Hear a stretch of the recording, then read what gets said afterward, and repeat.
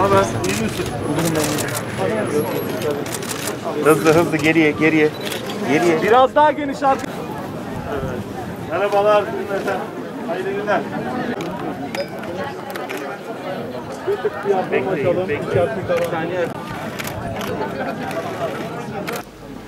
Kardeşliği güçlendireceğiz.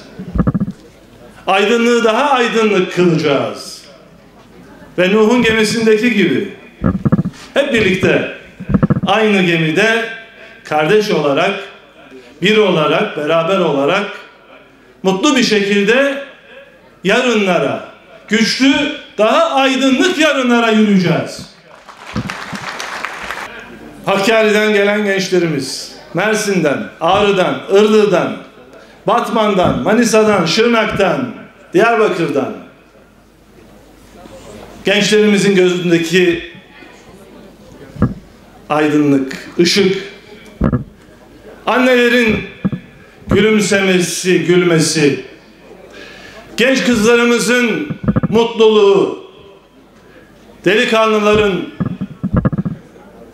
delikanlıların mutluluğu, 84 milyonun bir ve beraber olması. İşte amacımız bu. Şırnağımızın çok kıymetli ilçelerinde, köylerinde, her alanda olduğu gibi sporun geliştiğini, sporcuların yetiştiğini, gençlerin istedikleri şekilde kendilerini geliştirmeye yönelik her türlü imkanla buluştuğunu görmekten, bu aşamada kat ettiğimiz mesafeyi, geldiğimiz noktayı hep birlikte yaşamaktan, hissetmekten, buna şahit olmaktan mutluluk duyuyoruz. Ve şükürler olsun, işte daha önce konuştuk, temeli atıldı, açılışını yaptık ve bugün de Judicap. Ben emeği olan herkese teşekkürlerimi sunuyorum. Sayın Valime, değerli rektörüme, milletvekilimize, belediye başkanımıza, federasyonumuza teşekkür ediyorum. Bugün ulusal bir kupa var. İnşallah uluslararasını da gerçekleştireceğiz. Şırnak buna en güzel şekilde ev sahipliği yapar. Buna inanıyoruz. Özellikle 40 yıldır terörle verilen yoğun mücadeleler nedeniyle olumsuz haberlere konu olmuş Judy artık inşallah bundan sonra bu turnuvaylarla birlikte güzel etkinliklerle anılacak. Elbette bir boyutu da değerli belediye başkanımızın ifade ettiği gibi Judy'nin tarihi derinliği, orada Nuh'un gemisinin hikayesi aslında bütün ülkemiz olduğu gibi bütün insanlığı da kucaklıyor. Hepimiz aynı gemideyiz mesajı veriyor.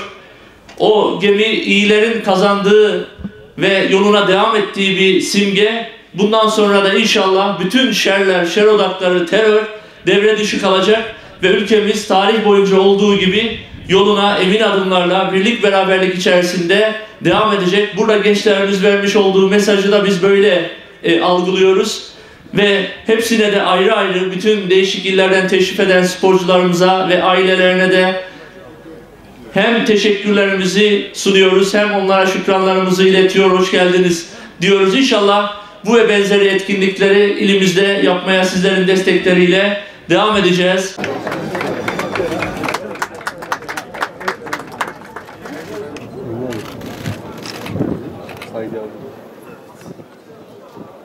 Sesten anlatalım. Hazırız efendim. Çalışıyoruz. Aşırılıyorsunuz yani. Evet, aşırılama işlemi. Sonucu yani. Evet. Evet.